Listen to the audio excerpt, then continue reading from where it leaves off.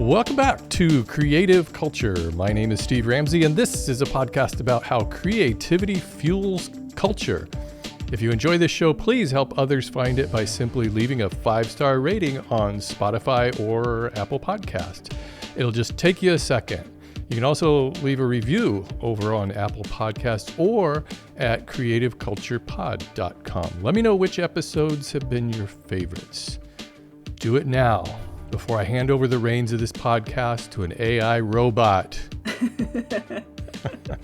Artificial intelligence has kind of been a recurring topic on this podcast over the past year as I've talked to a number of people from all different fields and listened to how this technology is or might be affecting them. Mary Tsai is an artificial intelligence machine learning designer for Adobe, specializing in its audio and video tools such as Premiere and After Effects. So I've been wanting to get Mary on the show for months now, but scheduling a time has been a challenge since she's been crazy busy cranking out all new Adobe AI stuff. I'm excited to talk to someone on the front lines of this technology. That makes it sound like a battlefield. Maybe I should have. Maybe a little bit, though. On the front lines of this technology, who could explain exactly what AI is, what it means, and how it will affect culture, especially involving artists, makers, and other creatives. Will artists become obsolete? Will programmers code themselves out of jobs? As long as you're entertained, does it make any difference whether you watch a movie made by people or by machine? And will someone ever tell AI that humans have 5 fingers on a hand? I don't know about that. We'll see. Mary, welcome to the show. Thanks for joining me. Thanks for having me. It's a pleasure. I've listened to the podcast in the past, and you know, like I'm a woodworker on the side. We met at WorkbenchCon, so I've listened to past episodes. Yeah. Thank you. Yeah, you're my first local guest. Yeah. How long you lived in San Francisco? I've been in San Francisco for about 4 years now, and but I'm actually moving to the East Coast end of this year in September. I'm moving back to Philly, where I'm originally from. So it's still with Adobe? Yes, I'll be working remotely with Adobe. It'll be actually easier for me because my team is based in Germany, so I work like very early hours right now, like 7 to 3 or 6:30 to 3 sometimes. So that'll be a little better. How did you fall into AI, in the business of AI? That's a good question. I saw a posting at Adobe. So I used to work at LinkedIn, and then I wanted to switch to a different company. And I knew that I wanted my audience to be creatives, and I wanted to work on creative tools. So I was looking at companies like that. And I dabbled like a little bit in AI targeting and marketing stuff at LinkedIn, but not too much. And then I saw this position for AI in video and audio at Adobe, and I applied, even though I didn't have any video and audio experience, but I was like, whatever. I'm sure I can learn. I've like made a YouTube video once. That's a good start. Yeah, and I interviewed and I did like a lot of research, and I like played around with like Premiere and After Effects. I know I had used After Effects a little bit, but essentially they were like, yeah, we would actually love to have someone who's just quick at learning tools and also brings like a fresh perspective, because the video industry, it can be a little stuffy. People are a little in their heads about like, this is how it is. We don't want to still change. Using reel-to-reel tapes, you know.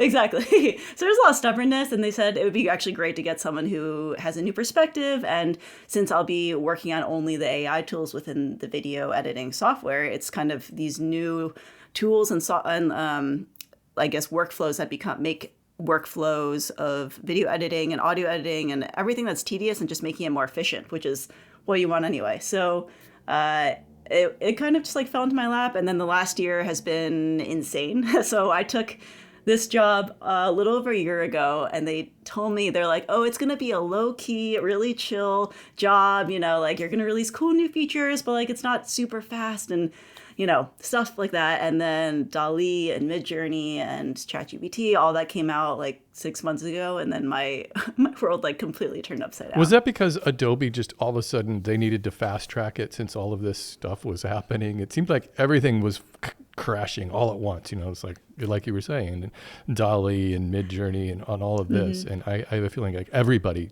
now is just like jumping on board. Oh yeah, absolutely. I mean, you see all of the tech companies like completely switching trajectories. I know, like people keep asking, like, "Oh, is AI here to stay? Is it like a fad?" And like, yeah, it's definitely here to stay. You didn't see these companies completely changing their trajectory for like the metaverse. Like there was talk about it and like some interest, but for the most part, people were like, "Oh, we'll keep doing our thing and like maybe consider it as if it becomes bigger." But the fact that so many companies just completely went like gung ho and went, this is it. Especially Google. Yeah, Like, I mean, Google kind of had to be honest. definitely because of Chat GPT, right?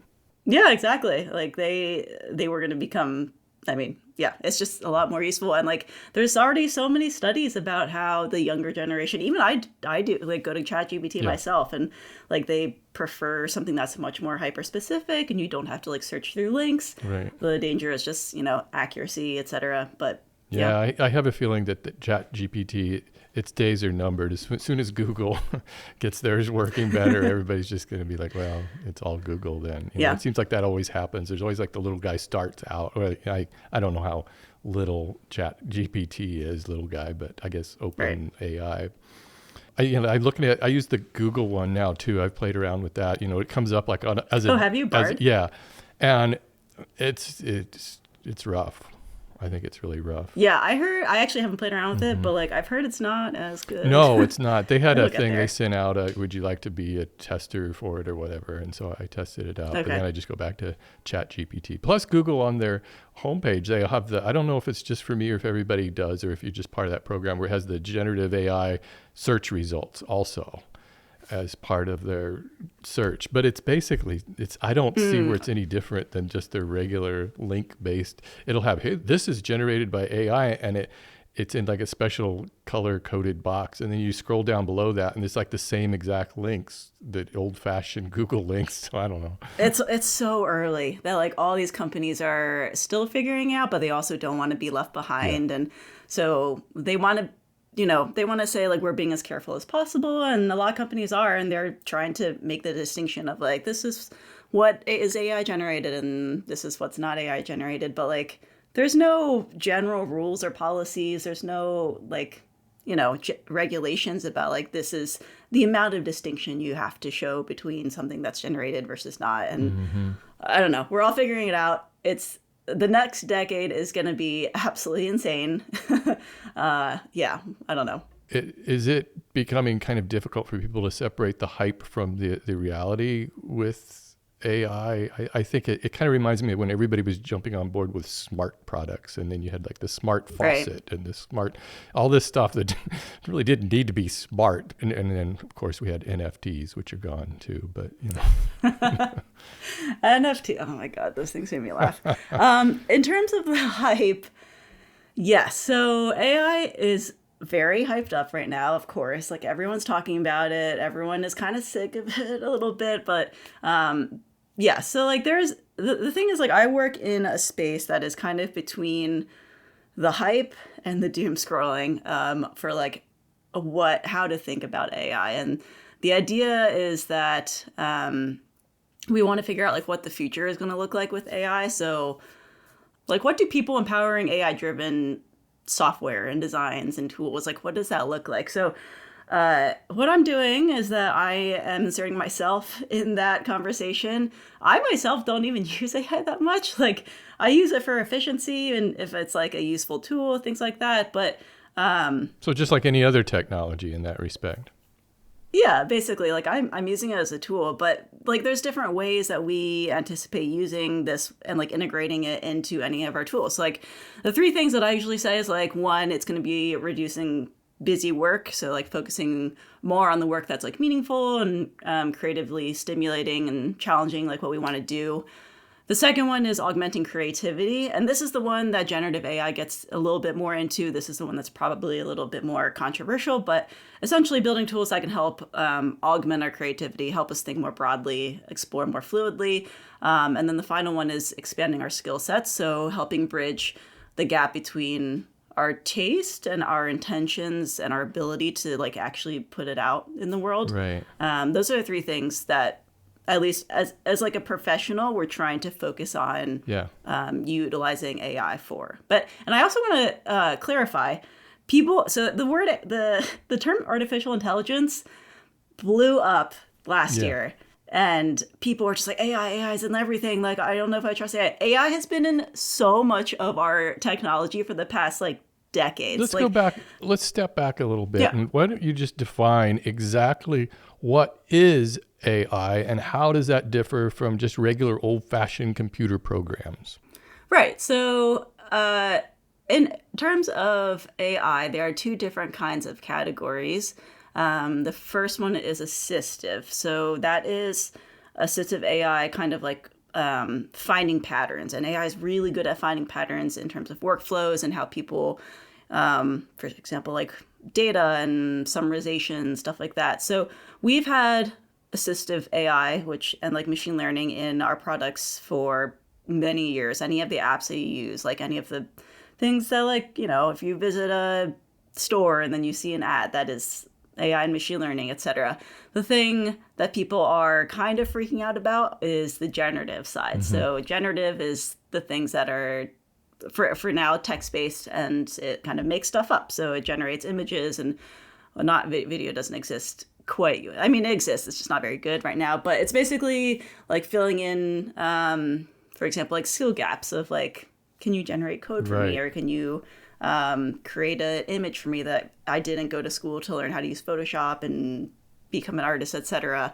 So those are the two things. Like, so like the old-fashioned AI, traditional AI. Let's call it traditional AI, like our grandfathers used to use. That would be like maybe the YouTube algorithm, or even Google search, which I know Google hasn't used like keywords in years. That hasn't really been a thing. Mm-hmm. So this is an example of that type of AI. Mm-hmm. Yeah, exactly. So it's incorporated into most of the products that you use.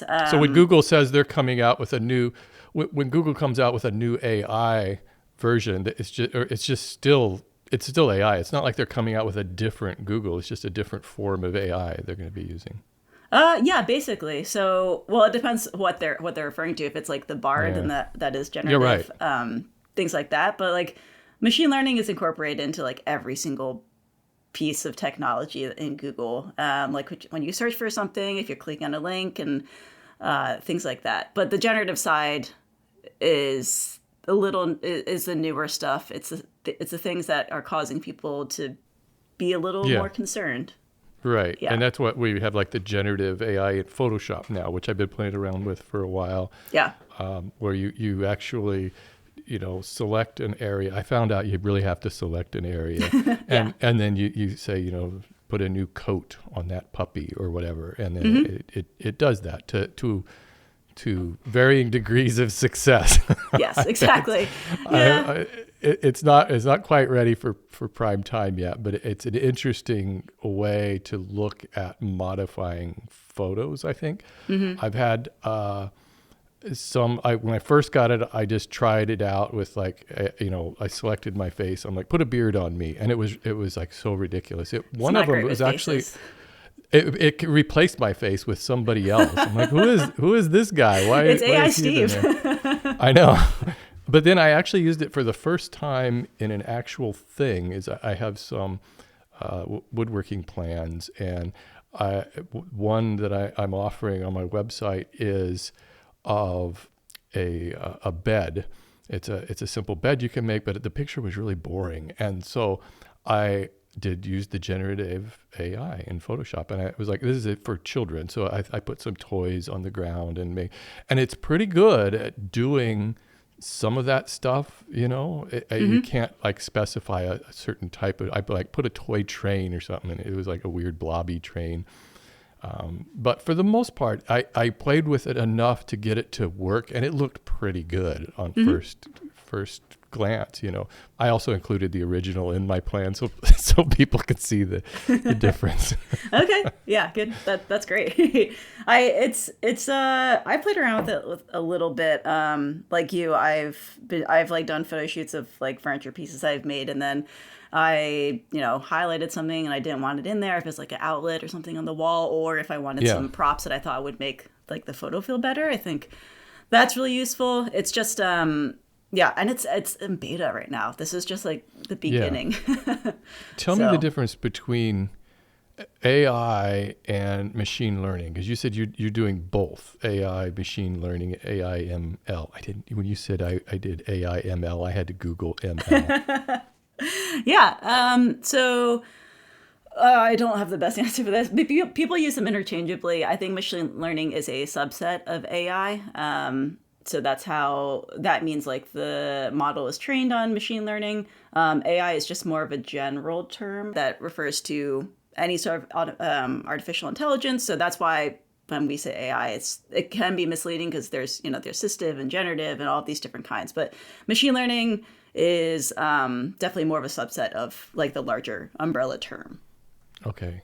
And so now you said you're working on the video and audio products for Adobe. I assume Premiere and is Audition one of those? Yes. Because I use that for editing this podcast. Okay, yeah. And I've used Premiere for a long time to edit videos. So what is the goal of the AI work that you're doing as it relates to video? Sure.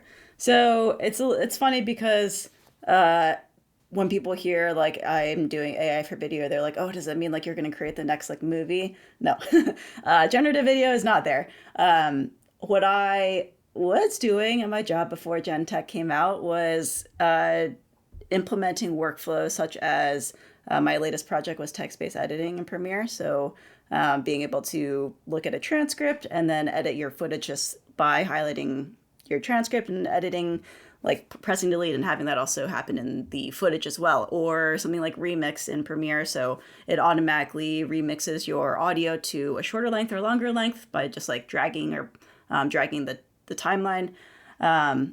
So that has been assistive AI. And then moving forward, we're looking at kind of generative video and how that can be implemented into our products. So, I mean, I can't really say much because nothing's been released, but I mean, what would be an example of that? How would you use something generative in a video? So let's just think about the entire workflow. So if you're a video editor, you could come up with a script normally, and the script could be generated in ChatGPT. If you have a storyboard, and normally this would take forever, so you'd have to like put images together or like really small clips together, and then figure out a voiceover, put audio onto it.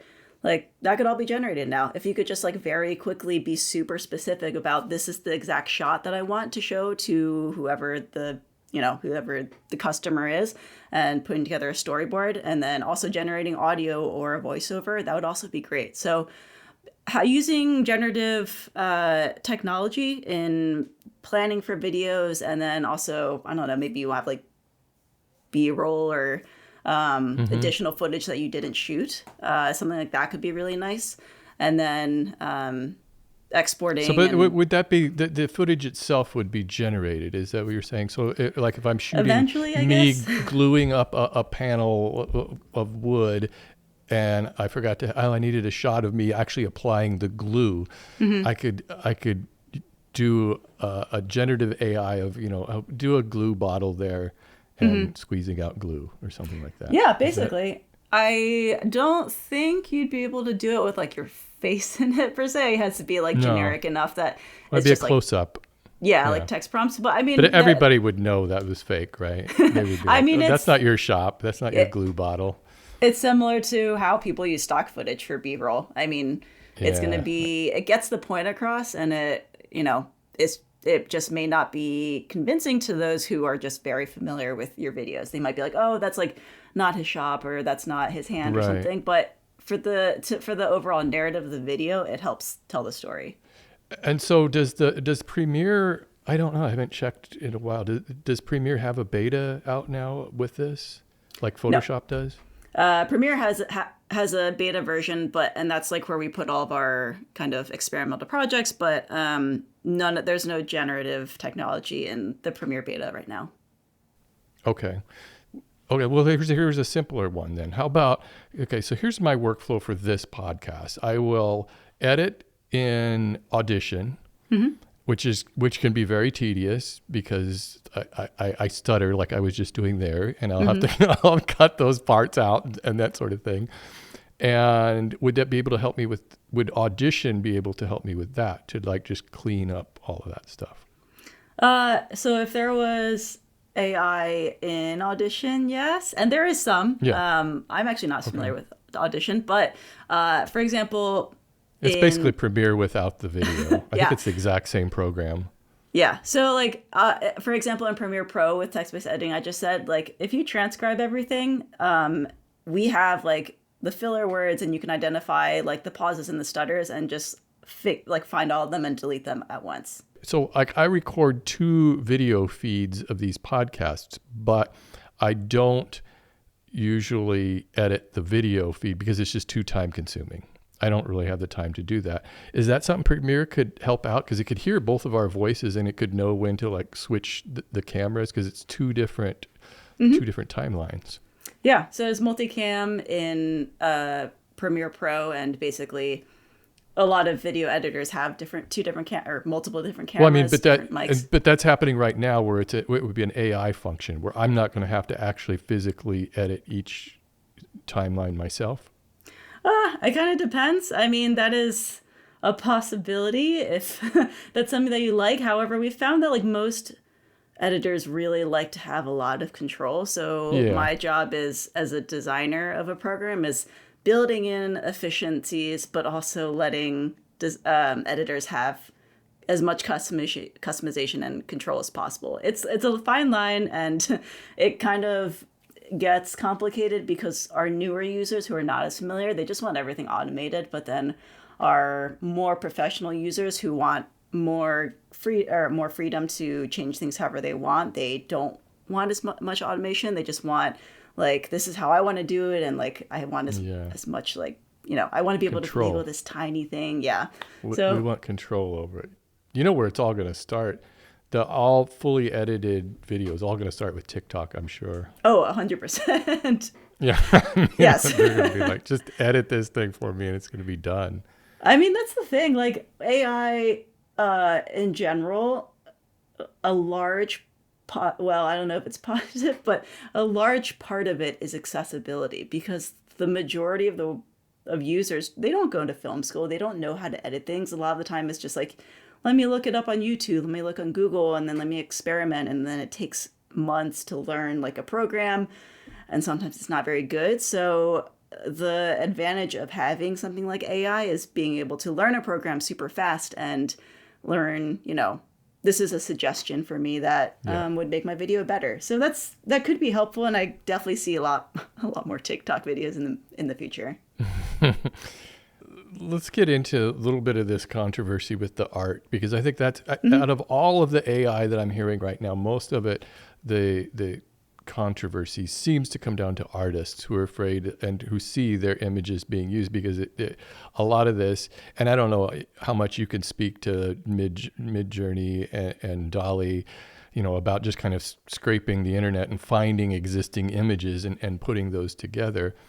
And if like Photoshop is doing that, or are they just drawing from their already Adobe existing catalog of stock photos? Yeah, so Firefly, which is like the Adobe generative image library, that is only trained on Adobe stock images and openly licensed content and public domain content where the copyright has expired. So Adobe is really clear, because our main customer, our artists and creative people, like, are very clear, like, that is what it's being trained on. That's why it's not as good, most likely, as Midjourney and Stable Diffusion. And those are trained, I could be wrong, but I'm pretty sure those are trained on the internet on content that they don't have licensing for.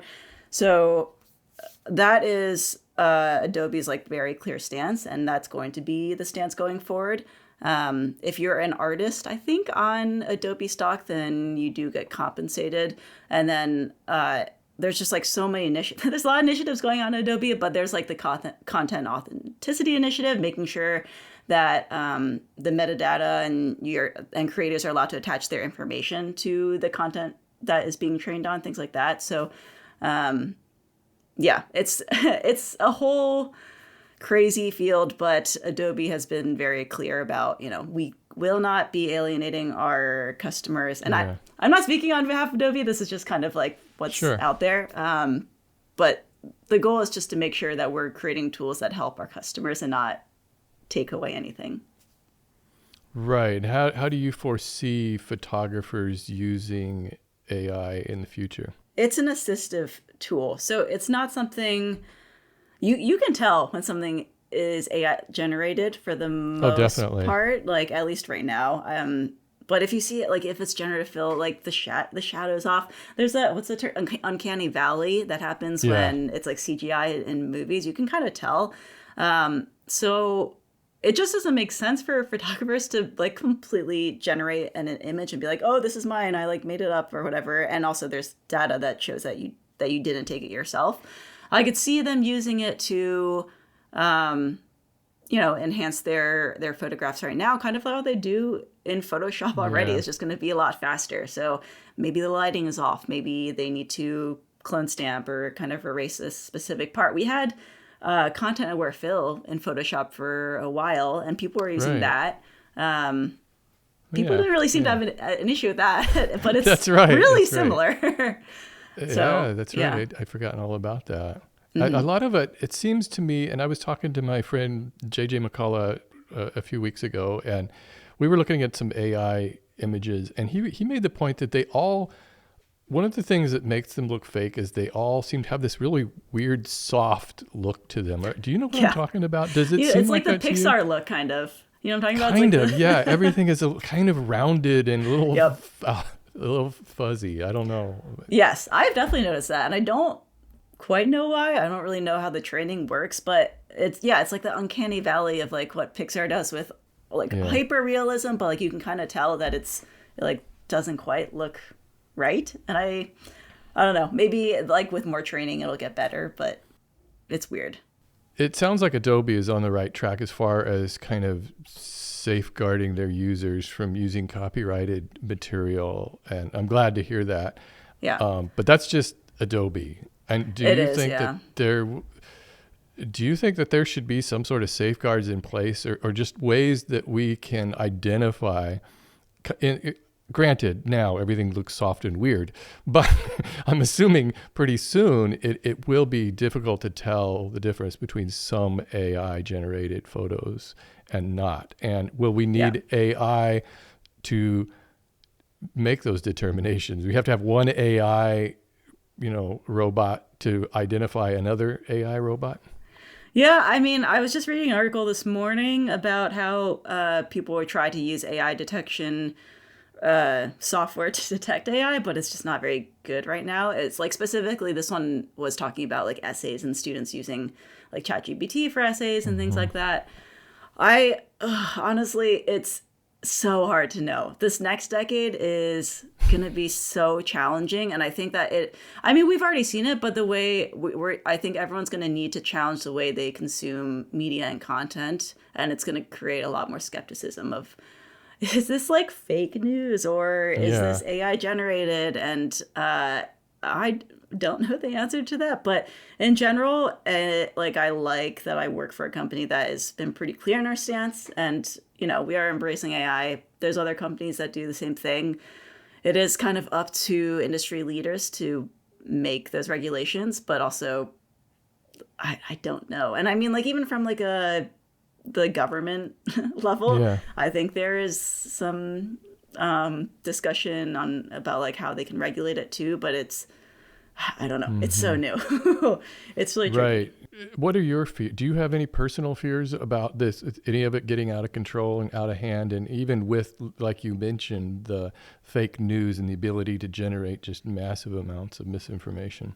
Oh yeah, of course. I think everyone is like, everything can always be abused no matter what. So like companies are going to try to be as careful as possible. I think that I'm not actually quite sure how Adobe does it, but I think that like if there's any sort of abuse, they can like pull your license, things like that, so you can't use tools anymore. But Yeah, I'm worried. And this is not something that I anticipated when I first took this Yeah. position. I was like, oh, yeah, it's going to be, just like cool new features every once in a while. But yeah, of course, I'm like an artist. Everyone on my team is actually an artist. So we all have the same kind of like, we're making sure that we're implementing things that we actually feel comfortable with. Everyone on my team they used to be like professional video editors and they're photographers, things like that. So obviously we understand the creative point of view and like the fear. So When you yeah, mentioned that AI hired you because as one of the reasons they wanted somebody with a kind of a new perspective. yeah. What do you think is the new perspective that you've brought to them? Well, basically Premiere Pro. I don't know if you've used it. It can be pretty difficult to Yeah, I learn. use it all the time. Yeah. Onboarding is a little difficult. So they wanted a perspective from a designer of someone to just be like, why is this like this? Like, why can't I know that like the majority of the professionals are just like, no, it has to be this way because I'm used to it this way, and then any sort of design change like causes an uproar. But like for the greater good, eventually, hopefully that will make it easier for people to learn and use. For example, ChatGPT. Can you imagine just like what if you could just instead go to ChatGPT and tell me like, oh, how do I do this instead of having to go through all of these YouTube videos and like searching for Google? It's like so much more specific and a lot Yeah. easier. So I yeah. think the advantage of Chat GPT is that you can follow up in natural language, follow up Yes. questions, and you can kind of drill down to the answer that you need rather than having to constantly, restate it. It's kind of like Yeah. the home boxes, like the Alexa, and Yeah. you always have to, like, before anytime you talk, you always have to, hey Google, or hey, Yep. it's like it gets annoying. You can't just speak to them. So I think that is definitely one advantage. And I've had really good results with ChatGPT just doing that. Yeah, I find ChatGPT out of all of the generative tools to be the most useful for me, and that's one I Yeah. keep returning to the most because I don't need to like generate images that much or things like that. I just use it kind of like Google search. The problem is that it's so confident in its responses. So like if something's wrong, you like don't really catch it. So Right. yeah, Yeah, I guess it gets some like hallucinations too, where it just makes up answers. And I've had that yeah, happen before too, where it just completely gives wrong answers. And so yep, it can be a little disconcerting, I guess. yeah, And I think we're seeing probably the first minor blowback. I don't even know what's minor is from Writers Guild right now. Of course, they're yeah, on strike, and it's one of the things that they're striking about is AI. And they're I think they're just trying to nip this in the bud and saying, if you guys are going to have AI write stories, it yeah, impacts us. exactly. I mean, obviously for like the timeline, this won't work out. But like even if they did use AI for script writing, it's so bad. It is not good. Like Yeah. I mean, there's plenty of bad movies out there with bad scripts that already sound like they're AI generated, but like the actual good movies and good like script writing, that has to come from a place of creativity. And like that is Yeah. not ChatGPT right now. How do you feel about AI replacing artists in any way, shape, or form? Is it going to replace some creative fields? I don't know. To be honest, as an optimist, or the optimistic side of me, I guess I would say Yeah. I'm in general maybe more of a skeptic, but the optimistic side of me says no, and I would hope that artists are able to treat it like a tool, like most other software right now. I don't know for certain. I'm sure that there will probably be some companies who are like, oh yeah, I'm like, let's just rely on some sort of AI tool. And the thing is, like, if they make that change, they will either find out that it's not as good of a result. So as you're coding AI or actually creating the AI, do you have to reflect human values in that? What do you mean? Does AI need to be aware of really what humans want to do to remain human? That we want a part in certain things, that we don't want to give over everything to a machine. I don't know. I mean, AI does right now what we tell it to do, but I would say the most important part to remember is that the end user is a human. So Yeah. no one is going to understand that better than someone who is a human. I guess it's so weird right now where like at the UN they trotted out all these weird robots. Did you see this? Where they were I like didn't. they had like this press conference of these robots, and so you could ask questions of them. And they were asking these kind of questions about, are you going to try to take us over? Ha ha ha. It's a big joke and everything. But the robots' responses are all very kind of like, no, we're just here to serve you. This is our only goal in life. And I'm like, man, this is just a little too weird. No, just either tell us you want to take us over or not. What were they? It depends what they were trained on, though. Like, they must have had the weirdest, training. So Yeah. Yeah. Well, I guess maybe that's what it comes down to. Every AI is just going to be kind of different, right? Yeah. And does AI need to be like coded? Am I even looking at that the right way? It needs to be trained, yes. So it's not something code. that a person codes an AI as they would a traditional game or whatever. You code a model, and the model trains the AI. But I'm not an engineer, so. Right. But that's my understanding. But at some point, it seems like that it would be training itself, and so that the AI is there's no longer a person around who can understand exactly how it works or what it's doing. Yeah, so it kind of depends. Like, if you're looking at something like Stable Diffusion that is trained off of the internet, that's like basically a unlimited supply of information. For something like Firefly that's trained off of Adobe stock, then there is limited information. So the quality and the output will be different. And if you give like the same prompt into like Firefly, DALL-E, Midjourney, Stable Diffusion, you're going to get totally different things because the input is what affects the output. Yeah.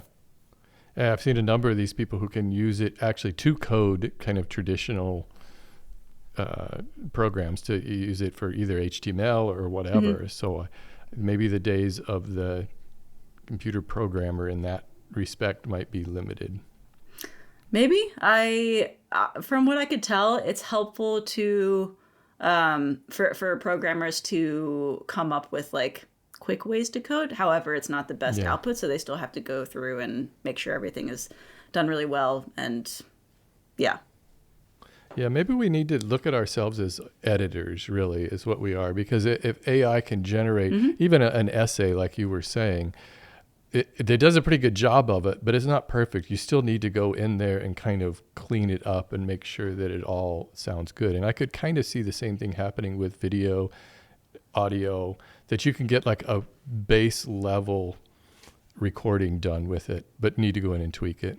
Like if everything is trained and everyone's using the same kind of model, something like an essay, they're all eventually going to sound the same. So like you need to be able to tweak and put your own kind of perspective and your own voice. So if you just like submit something that's, straight out of ChatGPT, it just sounds so bad, and it's going to sound exactly like what someone else generated too. So you can use it as a starting point, but you need to modify, you need to edit, because it's just not very good, not very original, not creative. I think a few months ago, everybody was, posting things that they had created on ChatGPT and kind of, oh, look at this. And then I started reading those. I'm like, it's really not that great. It's pretty easy to tell that's... Yeah. It's just like such a confident, like, it just says it in such a confident tone that people are initially like, oh, this is pretty good. And then they like if you actually think about it, you're like, oh, I don't know about this. Maybe the hype is all kind of settling down a little bit at this point. It's been like, I don't know, 6 months. I kind of hope so. A little bit. Yeah, I think there's just like so much hype around it that there's a lot of fear, and there's both fear and hope. And I've talked to a lot of people, and I've kind of come to this conclusion that it feels different than other technology that's kind of evolved and we've had over the years, whether it's smartphones, the internet itself, or PCs. It's always been met with a certain level of skepticism, fear. A certain amount of people have fear, a certain amount of optimism. A lot of people are really excited about it. But with AI, it just seems like so many people are just kind of shrugging their shoulders and saying, well, I guess this is happening. Yeah, I mean, once it was invented, like Yeah. it wasn't gonna go away. And even if like companies decided not to use it, someone would. Like I know there was a call for regulation for like US companies to stop working on AI Moratorium. and Yeah. yeah. And I was like, yeah, sure, you could do that, but like other countries are gonna just go right on ahead Right. and they're gonna be beating us to market and stuff. And of course companies are not gonna like that, etc. So I mean, it's going to happen. It's just something that you kind of learn to craft and use to your advantage if you can. And that's kind of the feeling I'm getting from so many people, that not Yeah. a lot of people are like really excited, like, yes, this is they're kind of like, well, it's going to happen. You better just get used to it. Well, that's the thing. There are people who are like skeptical and scared, but there's also, and I've talked to like a few some artists who are also interested in, and they are using it in their tool set and in their workflow. Like they say it improves efficiency. They use it in a way that I use it, in which it's a starting off point and Yeah. maybe, it's not great, but it provides, it solves the blank page problem for a lot of people. So when you like starting a new project or coming up with like a new document or something, it's just so daunting to have that be blank and just be like, let me go Right. look for inspiration first. And it's another way to start that. It sounds like you have a pretty optimistic outlook on it in general. I think so. So if I didn't work in this position, I think I'd be more scared. But because I am in this position and I see the amount of care and caution and a lot of caution into the way we put products out there, I am a little, I think I'm on the more optimistic side. Yeah. Yeah. Well, Yeah. maybe that's just a lot of the fear just is because people aren't on the inside. They don't understand it. And I think it's kind of normal for people Of who course. don't really understand something to fear it. Yeah, of course. And Yeah. I mean, I'm not saying that there's not, like, there aren't going to be people who abuse it, because there's people who abuse everything. But I don't know. I will say that, the next many years are going to be interesting in terms of believing what you see. Well, yeah, I think that's going to definitely be something we've got to figure out. Hey, how did you get involved in furniture making and furniture design? I used to be an architect actually, and went to school for architecture, and then I was in the shop making like models. And at my firm that I used to work at, there was a woodworker who then introduced me. And then my first project ever was a river table, but it was before any of the river. It was a glass one. It was before any of the river tables, like epoxy things were a thing. I You did haven't it made one before since. it was a thing. I saw, I'm sure, like grade classes or something. I don't know, but Sure. Yeah. yeah. And then I just got into it more, and then I went to grad school for interaction design, and I took some furniture classes. Learned from a guy who was he like did it his whole life, and I was like, just give Yeah. me all of your knowledge, please. And then Wow. yeah, moved out to the Bay Area, taught some classes. I do commission work now, so yeah. Oh, do you really? That's your work is beautiful. It has a distinctive look to your furniture. I think it's very clean lines on Good. those. Have you been told that before? Yes, that is very much intentional. It's Yeah. all about like, branding and how I market myself. So that's, yeah, very contemporary. I love that. And do you share a shop space? It is it is actually conveniently in the same building as Adobe. Oh, there you go. It's not part of Adobe. I was actually at the shop before I started working at Adobe, and then I was like, oh, my desk is here, and then my shop is right there, and then after the workday is done, I just like head on over. It's really convenient. And so what does woodworking mean to you? Is it an escape from all of the computer stuff? It keeps me or- sane. People ask me like if I'm ever gonna go full time, which I don't think so, because I actually need the two. I really like my job, and I really like woodworking, and I need the two to keep me balanced. Sure. Sometimes I just like, working with my hands and working with hand tools and just shaping wood, but sometimes I also need like mental simulation and just really thinking about like, what are these really complex user flows? How can I solve for a customer, etc. So it's, yeah. Complex user flows sounds like a nightmare to me. That's like the last thing I would want to spend my time on. It's interesting. Wow. It's frustrating while you're working through it, but It's like my accountant. He just loves dealing with numbers and stuff, and that's good for him. it's all about the satisfaction at the end where you made the Yeah. life of the customer better, which is same for Oh, woodworking. yeah. Yeah, exactly. And it looks like do you design by pencil and paper, or do you I use do both. SketchUp or something? Oh, Yeah, you do. I I thought I start saw with somewhere where you had like a I drafting. start with pencil and paper. Well, I guess nowadays it's more iPad, and then Yeah. I move into modeling. So I use Rhino because that's I grew up on like Rhino for architecture stuff, and then I am someone who's like a little nitpicky, and I model every single thing, every kind of like hole, and like just because I want to make sure it's going to be right. And sometimes I change it while I'm building it, but I just really enjoy modeling in 3D spaces, things like that. It Yeah. helps to have a good model before you put anything in the real world. Exactly. Especially if I'm doing like a commission piece, I think the client really likes to see like a render. And you sell? Is that expensive? You charge a lot of money for a coffee table. How much you gonna charge me for a coffee table? I will say the Bay Area clients are willing to pay more because they have tech money. Uh-huh. I don't know about how much. I don't actually remember how much I charged for a coffee table. I think that earlier in my career I was really generous, and I'm learning to be Everybody is. Yeah. better about it. So, yeah, 10,000? I 20,000? I don't think quite that much for a coffee table. I don't know. I think probably like 4,000 or 5,000 for like a. It depends how long it takes. Got to charge more. It's the Bay Area. I know. I'm still kind of nervous about it though. You got to raise those rates. Yeah. Well, I'm moving to Philly, so those rates are gonna drop. You think so? Yeah. Yeah. Yeah, I guess so. We're in a weird bubble here in the Bay Area, huh? Yeah, basically. Have you enjoyed San Francisco the past 4 years? Oh yeah, it's great. San Francisco's beautiful. I love where I live because I live right in between the Presidio and Golden Gate Park, so it's like a 5-minute walk to each of those. Oh, up in Richmond? Yeah, I live in the Richmond, and I used it's to just live like there too. oh yeah, it's a beautiful city. I lived at 25th and Cabrillo. Oh, okay. Yeah, I'm on Yeah. the inner Richmond, so I'm at like Arguello. Oh, Yeah. towards the Haight. Yeah, nice. Yeah, right near I UCSF. love it over there. So Oh. it's been great. I think I'm just more of an East Coaster at heart because I definitely grew up there. Oh, well, I hope it all works out for you there in Philly. So you just be working from home then. You do remote working, huh?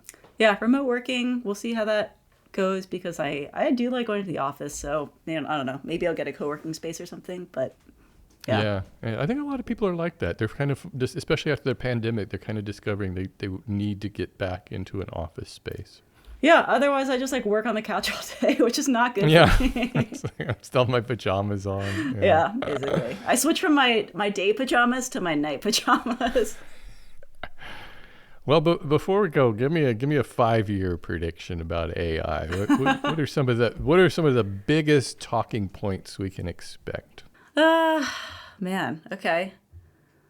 So I think AI is only going to get better. I think it will be integrated into most of the products that people use. The thing with AI is that I think it will eventually become more invisible, similar to assistive, like the old school AI. So it's something that improves your workflow. And I think that this will probably become, again, just like a tool that you use. I don't know if this is the case, but video is going to become a lot better. So that's the stuff that I'll work on, and hopefully we'll see some interesting results.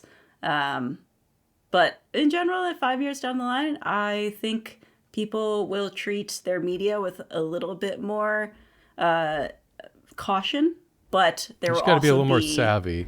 Yeah, you have to be a little bit more savvy. But I think there's also going to be really, really cool and interesting creative outputs because of it. I'm really looking forward to seeing how it can improve my video editing. I am too, because I'm not a great video editor. It takes me so long. Yeah. So, Well, yeah. I mean, I actually love editing video. It's kind of a fun Really? thing to do. Yeah, I love kind of putting the story together at that point. So it'll be interesting to see what the tools you're working on would help me with that workflow. Yeah. Do you like seeing like the final result come together and being happy with that? Yeah. I like the unexpected surprises when editing that I didn't know I was going to include in a video, maybe a shot or a moment that I shot that I didn't realize would work out really great, and then moving things around. And I like that way of storytelling. Yeah, exactly. It's definitely a fun creative process. And I mean, like, speaking of AI, a large part of AI is just getting rid of those like repetitive, mundane tasks that you don't like, so you can focus on the fun parts. Mary, it was great talking to you. I'm gonna have you on again next when I get my first robot, and you can guide me through the whole process. Okay, sounds good. I'll get a matching one.